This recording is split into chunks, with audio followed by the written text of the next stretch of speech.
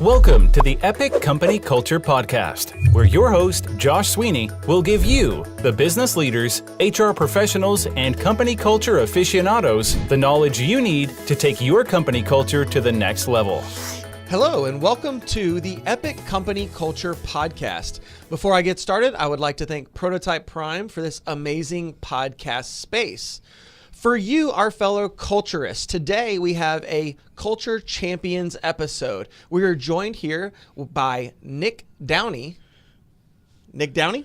Nice to be with you, Josh. Thanks for joining us. My pleasure. So, Nick Downey is with Nead Werx. Tell us a little bit about yourself and Nead Werx. Sure. So I am a Georgia Tech grad, computer engineer, and I built one of the things that's interesting about being on this program is part of the reason why I decided to actually hire employees is because I wanted to create culture. I wanted to have the place where I wanted to go to work. And so in kind of reviewing what we were going to talk about today, you've teed it up perfectly for me. We are a collection of engineers. The company is very much by for engineers, and we build software for retailers. And one of the things that I like is that we are in direct control of every decision we make. So I'm the founder, I'm the sole stock owner, I don't have any investors, I don't have any shareholders, so if I decide that we're going to do something from a culture perspective, that's it, we do it. I'm not accountable for that, and it's really one of the very best parts of my job, to be candid with you. So. Yeah, I love hearing that you wanted to build a culture because there's so many people looking to work from home or have these big distributed teams or whatever it might be. And I myself have always found like I really like going into an office and being around my team and building that culture. I get energy from it in certain aspects. Yeah. So, tell us how that works for you. It's interesting that you bring that up because one of my, so we were the Georgia Tech Co-op Employer of the Year for 2012 and 2017. And that's where I get my talent pipeline from is we take these young people who know nothing, we'll take them as green as we can get them, and not only teaching them how to build software, we teach them how to participate in an organization. And one of the requests we get from a lot of folks is, hey, I'd really like to work from home. And my guidance on that is twofold. Number one, be careful, because when you work from home, home is no longer home. Home is not home and work, right? Number two, unless you are truly an introvert, you are going to suffer. And so one of my very best co-ops left me a year ago to go start his own thing, and he was working from home for a while, and at month 6 he had pretty much a nervous breakdown. His life started to fall apart, and his marriage suffered as a result of it. And it's better now, but what he realized is that he needed to go to an office every day. As much as he thought he was an introvert, that social interaction, that participating as part of a group was really core to his foundational happiness. And it was really rewarding for him. We had lunch a couple of weeks ago, and he was like, man, I didn't know how bad I needed it. And so thank you for that. And so one of the stories that I like to tell is that, Adam and Eve screwed it up for all of us. If you read that last passage of Exodus, it's, you will work every day for the rest of your life. But there's no sentence in there that says it has to suck, right? Right. So how does it not suck? You control the work environment. People often say to me, when are you going to sell your company? And I said, you have to understand that my company is my happiness. Like the people that I work with and the way that we do our jobs is I'm jazzed to get up and go do in the morning, right? The fact that we make money at it is a byproduct of our quality of work. It's one of, I don't know that I ever want to sell my company because I'm going to lose this core group of people. And it's one of thinking about the future. It's how do I rebuild that community again? How do I rebuild that culture? If I was ever in a position where, Uncle Jeff came and stroked me a check for $200 million, okay, maybe we'll try this again. But it's building the company has been less a financial intention than a culture intention. And in my mind, it's one of my key differentiators when I'm competing with Google and Amazon and Facebook for talent. I can come to these young people and say, look, man, I've got an organization where I pay 100% of health, dental, medical, and vision for you and your family. You'll never see that hit your paycheck. I have an open office format, unless you want an office with a door, which you can have. You're going to get an Aeron chair and a stand-up desk, and you get to pick out your own machine. I just give you a budget. You go buy your own computer, right? And then we have a standing weekly meeting called the Engineering Roundtable, where all the engineers are invited to come and sit, and you tell us what you love, hate, or want to change differently about how you do your work. And we as executives realize that to retain millennials, they've got to have a voice in what's going on. And so, typically if they say, we want to make this little change to the process, we say, okay, let's give it a shot. And so to have that direct input in how you do your work and who you're working with makes it not suck. And so, I don't feel like I suffer a lot of burnout at my company. And it's just it's my happiness to be able to provide that ideal work environment. And we've all got to eat, so we got to show up and do something. Let's make it fun, right? Or at least not suck. So, yeah, definitely. I'm going to go back to your earlier statement because it was spoken as a true entrepreneur. You want to get up every day and go build. That's right. And that's really the fun part. And the money and everything else will come. But if you have an environment where you can build and have fulfillment and have an amazing place to work and amazing people around you, that's really why you wake up and go in That's every day. exactly right. So like the very first company that I remember having a culture that I wanted to replicate was a startup that I did at Georgia Tech with my now VP of Engineering, my now Senior Systems Administrator. These are guys, what I loved about it is we could show up every morning, and at 8 o'clock in the morning while we're eating the company-bought Chick-fil-A, somebody could say, what if? Or wouldn't it be cool if? And with that kind of brain power and that kind of desire to do in a room, you could have a prototype by 7 p.m. in the afternoon. It might not be customer ready, it might not be going for a sales demo, but you could answer the what if question. And now that I've got 35 Georgia Tech engineers at my disposal, I have to be careful about getting up in a staff meeting and say, wouldn't it be cool if, right? Because all of a sudden people are logging overtime to go build this thing for the boss, but it's one of, I internally am a builder. Mom and Dad started me out on Lego, right? I got into software when I was 10 years old, and I really like to build. I have a big shop full of tools. I like to work with metal and wood, and building is kind of core to who I am. And so I surround myself with other people who, number one, their pride is tied up in solving problems, right? They're solving the problem because they want the intellectual reward of solving it, not because they're getting a paycheck. And number two, they love to point to something and say, I built that. And when you have a big collection of those people in a room that operate that way, life just feels a lot better, right? Because it's one of course we can do that, right? The possibilities are whatever we have in the time and money to do. And I just can't think of anything I would rather have as a way of life. So what I'm hearing is in your current company, Nead Werx, you have this culture of builders that people want that intellectual stimulation to go out and do the what if and figure it out. Now, I also noticed you're an investor in a couple of different companies. That's true. Yep. How does investing how does that mix with your culture of builders? Like, are you looking to invest in other companies that have a culture of builders? Do you kind of impart some of that on? What is the culture of the companies that you want to invest in? Great question. So when I look for a company that I'm going to invest in, the very first thing that I'm looking at is the founder. Where is that founder's passion, right? I don't necessarily care about the business model. I don't necessarily care about the potential market or the potential ROI. A lot of people took a risk on me when I was a small company, and so I feel a little bit of a moral obligation to pay that forward. So when I meet a founder who is himself an engineer, or who knows his market and his customers flawlessly, I like to take a risk, right? And typically, for the sake of transparency, I typically invest in angel rounds, typically no more than 25 to start, right? And then we'll see where they go with that. But it's one where there's a number of institutional investors in town that come to me and say, hey, would you go and check out this company? Because I sit with the founders and I'm like, let's see the source code. Let's see the process. Let's see how you're actually putting this together. I don't care about what's on your PowerPoint deck. I want to see where your stuff is checked in. I want to see your build processes. I want to see about your architecture diagrams. Show me your schema, right? And they're like, are you for real? I'm like, yeah, your money is a side product. I'm a builder. Show me how you're building. And if the team has a group of builders that are very intentional and that are receptive to my feedback on, hey, you might want to think about providing a white label opportunity for this, or here are some compliance risks for your industry that you haven't thought of, or here's some alternatives to how you might think about your billing module because you don't know how your customer is going to pay for it yet. When the team says, that's awesome, give us a couple of weeks and then come back and check us out again, then I'm usually in a position to stroke them a check, right? It's one of, please don't think of me as just a guy in a jacket who's got cash. I am more interested in helping you build something, whether it's a product or a company or a process that's going to have value for your customers. And so that's what I look for in companies, is that receptivity to, let's do this by intention, and let's do this because we want to actually solve problems, not because we're trying to extract dollars from somebody. Yeah, it's great to hear that your perception on investing and that you look down into those deep items, because I talk with a lot of investors, and they seem to all look at it from whichever lens they come from, right? If you're formerly a CFO and now you're an investor, you look all at the financials. Or if you're a builder, you look at the builder side. There's a lot of different aspects around picking and choosing, which ideology or which lens you want to look at things through in order to invest.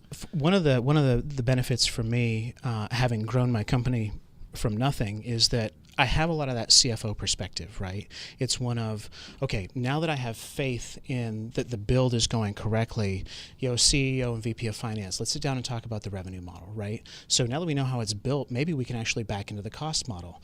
AWS, Azure, Google Cloud have fixed costs. Your developers have fixed costs. Maybe you've projected support. Maybe you haven't, right? So let's start with the actual cost model. Now let's talk about what your customers are willing to pay. We're going to take the Xerox model, right? What are they willing to pay? Okay, now we'll line those two up. Is there margin there? Yes or no? If no, well, maybe we need to think about this differently. Maybe we're not going to be direct sales. Maybe we're going to find partners. Maybe we're going to build this specifically for a strategic acquisition. We know we're going to lose money, but that's how we're going to present it. We're going to say, hey, dear big company, you can't build this because you don't have the right culture internally to get it done. We can't make money on it because we don't have your relationships and we don't have your distribution network, but maybe you would just like to acquire us. Oh, by the way, we've already built it to comply with all of your internal specifications. We already know some of your guys from LinkedIn. They already think we're cool, Right. So I do. My executive team will tell you that I manage my business by the cash flow. So the P&L is for the tax man, right? That's his thing. That's just what I owe him. When I'm evaluating my own company or any company that I'm going to invest in, I want to see what's the trailing AR. What's older than 30 days, right? How much money do you have in the bank? Do you have payroll forecasted for the rest of the year? As long as that ending cash balance on December 31st is black and not red, we're okay. We can keep playing, right? Right. And so I do bring a little bit of a CFO mentality, but again, one of the things that I internalized early, both in startup land and then in corporate America, was that for builders and a builder's culture, tools are king, right? So for example, we have a big virtualized database server in the office, and it's 3 years old, and one of the back planes started to fail in it last week, right? And so my systems team came to me and said, hey, we can kind of do this stopgap for $200, or we can do this sort of upgrade for like $1,100, or we can just swap the whole thing out for $3,000. And I was like, here's your $3,000, go get it done, right? And that whole conversation took an hour. So from the time that they realized the problem to the time that I approved the budget, that doesn't happen in big companies, right? That's got to go through multiple layers. But I understand that if I've got 35 developers who each have their own private instance of a database running and it's not performing or it's not up, then I'm paying them all to sit there and twiddle their thumbs, right? And so I try to temper this, we're in business to make money, with the reality of what is the impact of that spend on an ongoing basis. And I'm sure that a lot of my peers would make fun of me. They'd look at my P&L and be like, dude, you're a dumbass. And I'd be like, one of the lessons that I earned very, very early from my father is that with the exception of relationships and experiences, the IRS can take everything away from you. Everything, right? There's no material stuff. There is no bank account that can't be seized or frozen or gone. And so when I think about my employees and the culture that I want to build, I am focused on the relationships. It's one of, on your first day, you sit down with me and I kind of give you the lay of the land. And one of my little soapboxes is, when it's time for you to leave, please come and have a conversation with me, and I will write your letter of recommendation, right? Wherever you're going, for whatever reason. If I can't fix the problem, again, with young people, one of the lessons is there is always greener grass, right? And when you go across the road and you find that greener grass and you turn around, you'll see that my grass is actually greener, and I'm going to save you a chair, man. If you made the wrong decision, that's totally fine. And really, the caliber of people that I'm hiring, they're going to go on to become COO of Apple or VP of technology for Facebook, right? And it's one, I want them to call me and say, dude, I got this thing, whether it's culture, technology, money, how would you approach it? And I'd be like, well, if you want to fly me out to San Diego for a couple of days, I'll be happy to sit with you in your cool glass office and we can brainstorm how to fix it. And those relationships continue today. So we put together some swag for the holiday party. It was really cool. And, I intentionally ordered 20 extra and sent them to all of the former people that I still have strong relationships with. I was like, hey, still thinking about you. You had a hand in building this. I hope you're doing well. And every one of them called me personally to say, thank you so much for this. And, we had a little 15, 20-minute chat about what's going on in your world and is your grass still green? And, that has really, really served me well in my business relationships for the future. So, it's if you look at the company on a P&L basis, we turn a minuscule profit because I give almost every dime of it to the employees in profit sharing at the end of the year. Why? Because again, that's my happiness. It's the people. If I'm being realistic, I cannot tell you how happy I am that Amazon did not come to Atlanta. That absolutely made my day, because my job in both attracting and retaining employees would have become an order of magnitude more difficult, right? Even if their culture doesn't hold a candle to mine, there's still that sex appeal, that status that, man, I work for Amazon. Like, mom and dad know who Amazon is. Nobody knows who Nead Werx is, right? Yeah. So yeah, it's as much as my title is CEO, I do fancy myself Chief Culture Officer. Again, it is of, by, and for engineers, and I do everything I can to keep it focused on that in a way that makes sense. And so it sounds to me your culture now, very tech oriented. Make sure people have the tools. They're motivated because they have the right tools, because they are engineering minded. That's right. We've talked about that a lot on this show, because I have the same mindset around giving people the right tools, and that's what motivates them, at least in the engineering and you'll space. notice when I walked into the studio, I was like, man, you guys got some nice toys in here. Like, it looks like your folks have the right tools to do their job. They definitely right? do. That's why we invite them in. Yeah. Yeah, these are great. Yeah. And then you mentioned, a very relationship-driven culture. So if we go back before Nead Werx, though, maybe somewhere else you worked in the past. Sure. What is an amazing culture that you experienced that maybe put you on this path to where you are now? What did you experience at another company that you just absolutely loved and had to replicate? Yeah, I've got to go back to the startup that we did. It was called Together Web. So we were funded by the Atlanta Technology Angels, a couple of really kind of visionary guys in the past, and they just let us do it. And so a lot of the things that we instituted at that company were really 20 years ahead of their time. So our desks were cheap Lawan doors on file cabinets that we got from the Georgia State Surplus place, right? And it was a totally open office because we couldn't afford cubes. And so when we got sales guys, we actually went and bought a couple of cubes and stuck them in the corner because they're on their phone all day long, right?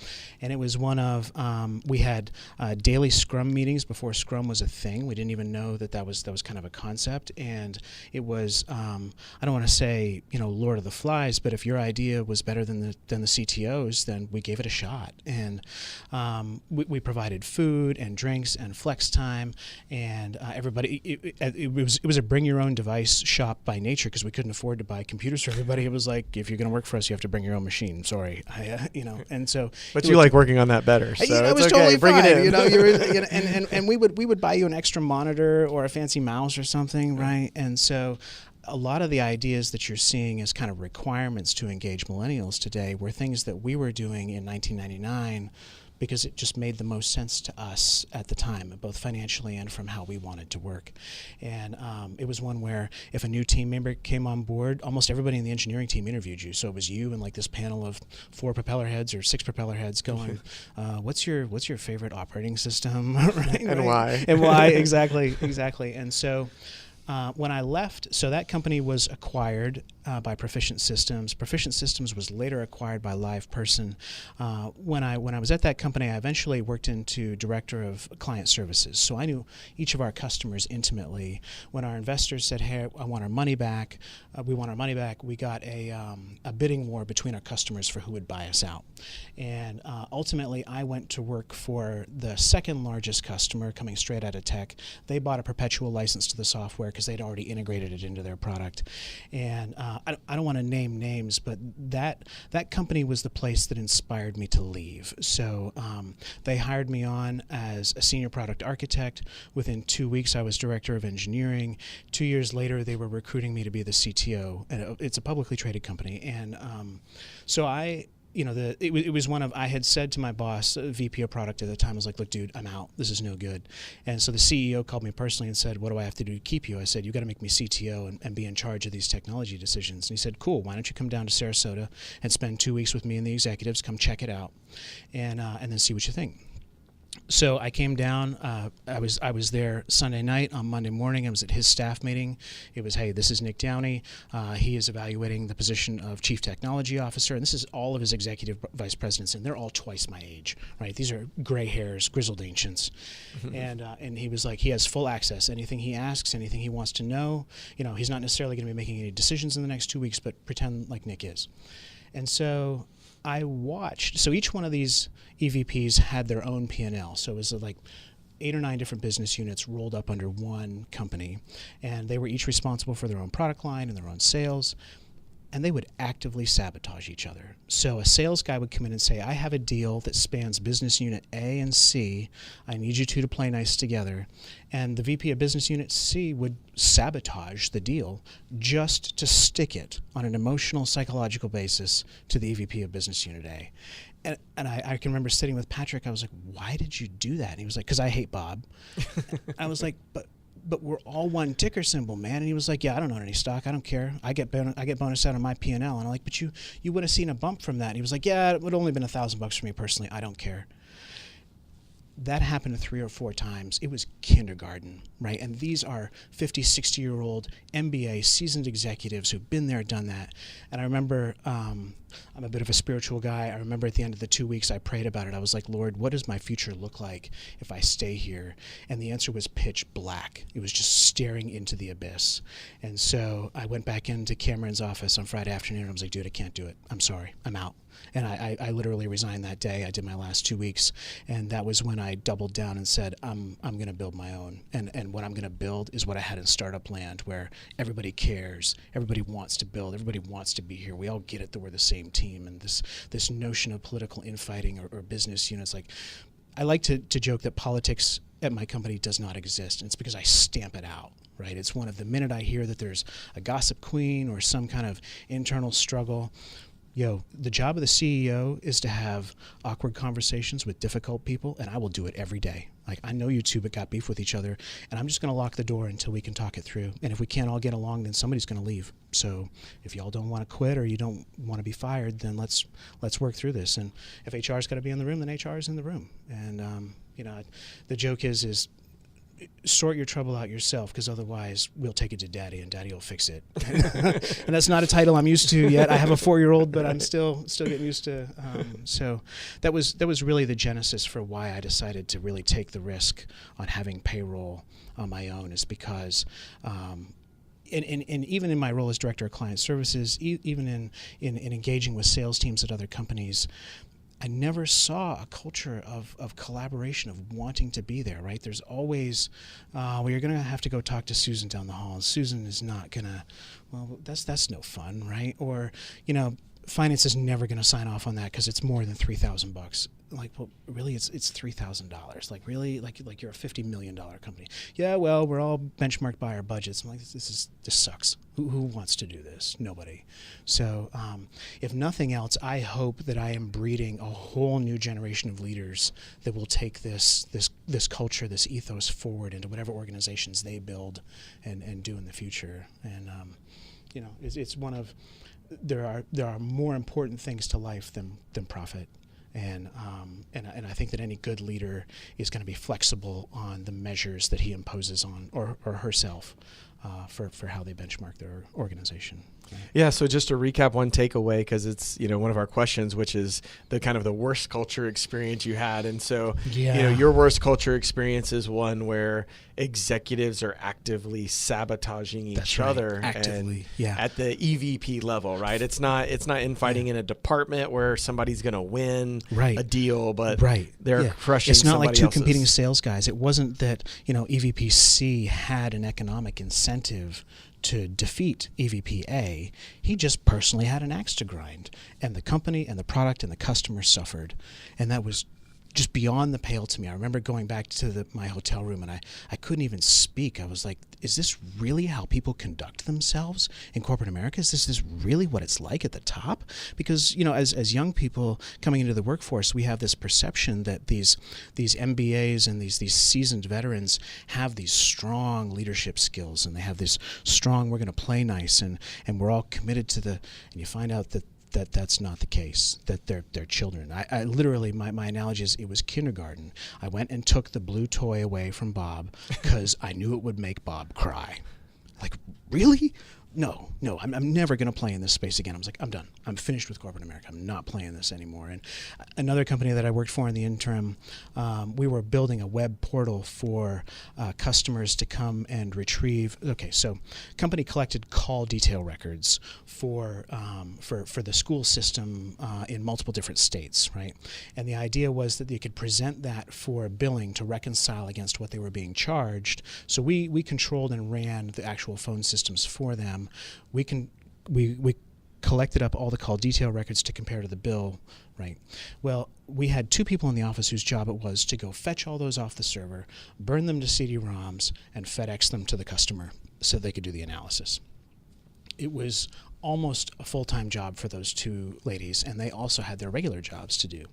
And so I came on board, and they were like, can you just put this on the web and the customer can come and fetch it? And I was like, yeah, man, give me 2 or 3 weeks. And so sure enough, prototype worked. It was great. It was all built to exacting technology standards at the time. I had a friend of mine who was a security engineer, brute force it. He couldn't break it. So then we went to IT and was like, hey, we need port 80 opened up on this host. And he was like, no, we're not going to do that. well, why not? Well, it's not secure. I'm like, no, I've got my 200-page audit here that says it's secure. Well, I was like, how about we go get an SSL certificate? We'll put it on 443. Well, I'll think about it. And so we went and got the SSL cert. We put it on 443. We still had our 200-page audit. No, we're not going to do that. It's a security risk. And I'm like, I'm going to save the company $80,000 a year. And I'm going to make these 2 lives better so that they can actually do their jobs. And you're saying no. And the only thing you've got is that you're not comfortable, right? And what can I do to make you comfortable? It's like, I'm going to take it up with your boss. I'm like, you do that, right? And I remember, so he called me back later, and he was on speaker.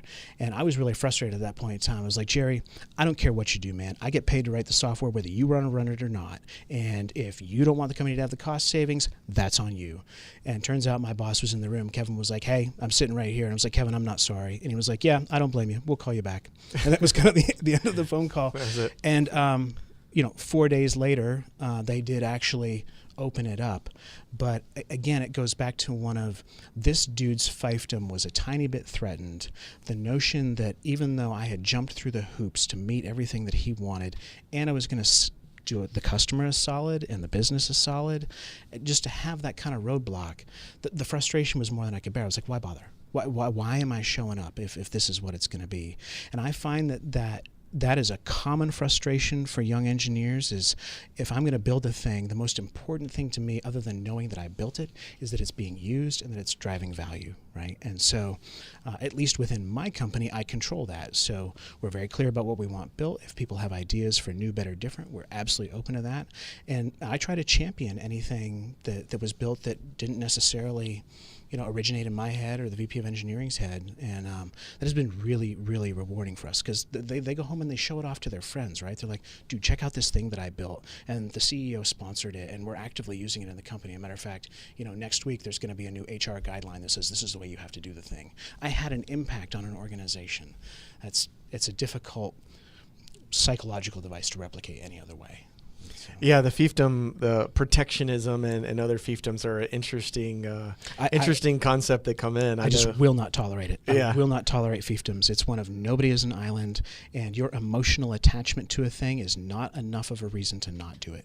Right? Yeah. And if you need to sit with me for a couple of hours and we'll just talk through what's making you anxious or what's making you scared or why you feel threatened,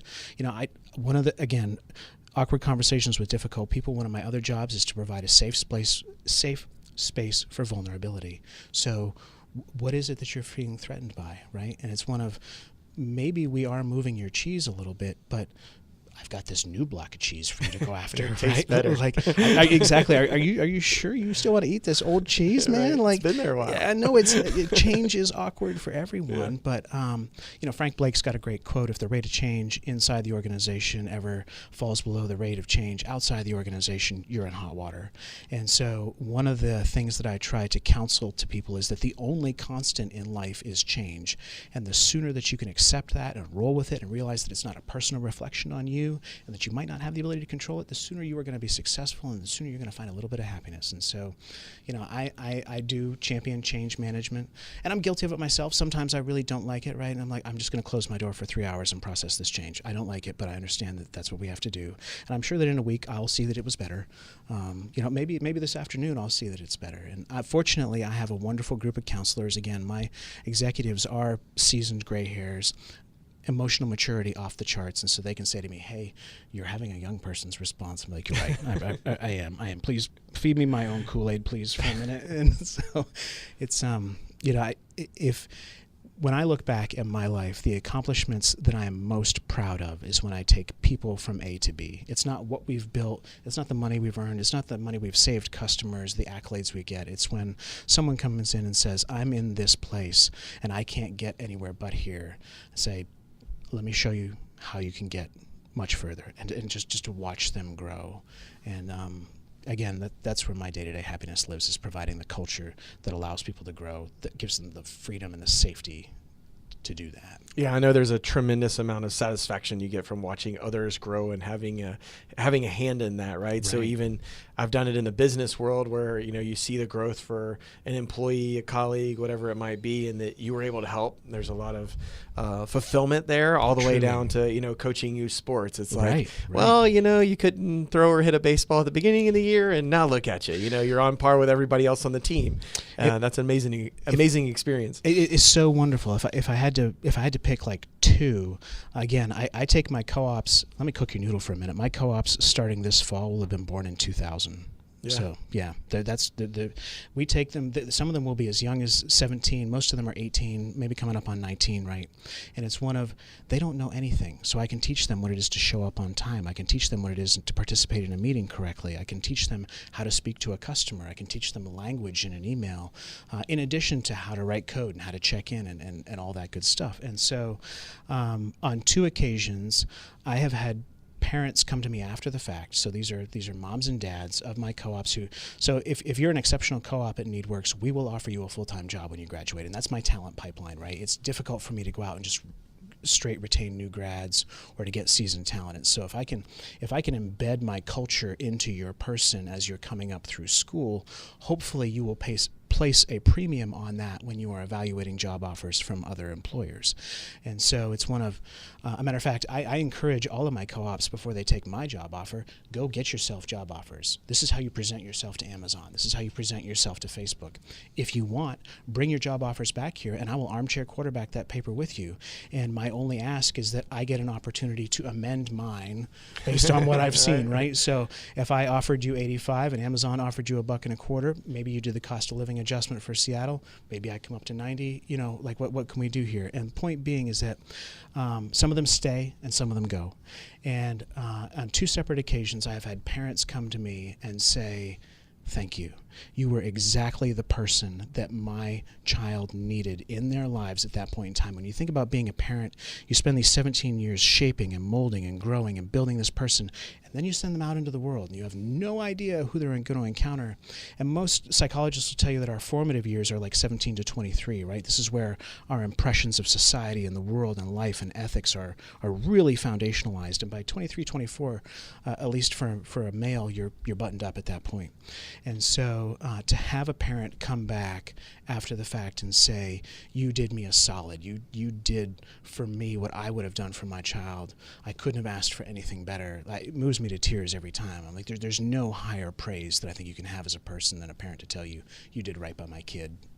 For a period of time that was really important in their life. And so, again, back to the culture piece, I try to build an environment that will produce amazing future leaders. That's what's really important to me. Yeah, it's fantastic. You get that opportunity to get them on as truly that it is young. a and blessing bring of them in. epic proportions. Yeah. One of the things I love about the Co-op Employer of the Year award at Georgia Tech is that it's not like a traditional award. So a lot of the awards in town, like Small Business Person of the Year or Best Places to Work, you apply for those awards, right? So like, you can go get an employer or two to nominate you, and then you go fill out through this long application process. And at the end of the day, it really feels like they're selling a fancy dinner with an awards thing, right?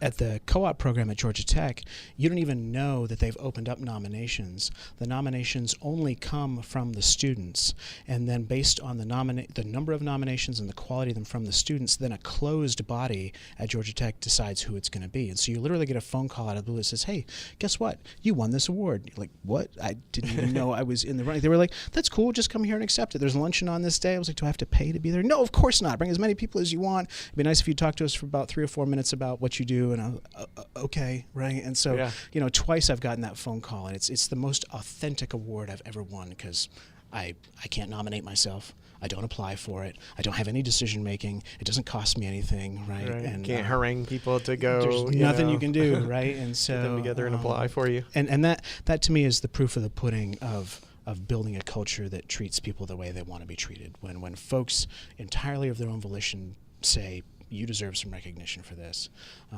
I feel like I'm doing what I'm supposed to be doing. So, yeah. So my last question for you is, it's a new year, 2019. Yeah. What part of your company culture are you most looking forward to enhancing? That's a great question. And actually, I've been thinking about that one for a couple of days now. We're in a really fortunate position from the business perspective in that we have a lot of opportunity with a lot of customers. And so one of the things that's kind of primary importance to a lot of my millennial employees is that work-life balance, right? And I'm cool with that. I get it, right? You owe me 40 hours a week. What you do in the rest of your time is your business. Now, again, because I used to be an engineer, because I get it, right?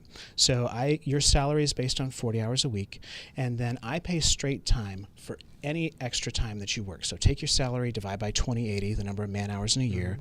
That's your hourly rate. If you work 60 hours in the week, you get paid for 60 hours in the week, right? If you work 80 hours in the week, you get paid for 80 hours in the week. Now, if I was a young person and I had that opportunity, you damn skippy, I'd be working 80 hours a week, right? I'd be buying myself a Tesla, paying off my student loans, right?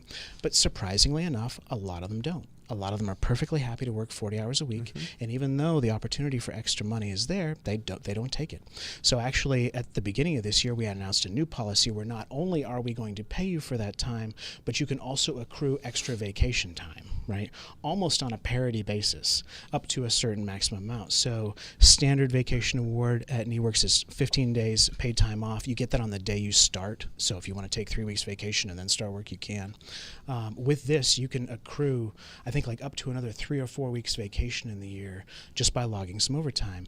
And just this week, we've started buying meals both for breakfast and for dinner. So if you're there before 8 o'clock, we go out and cater breakfast. And if you're there after 6:30, we cater dinner.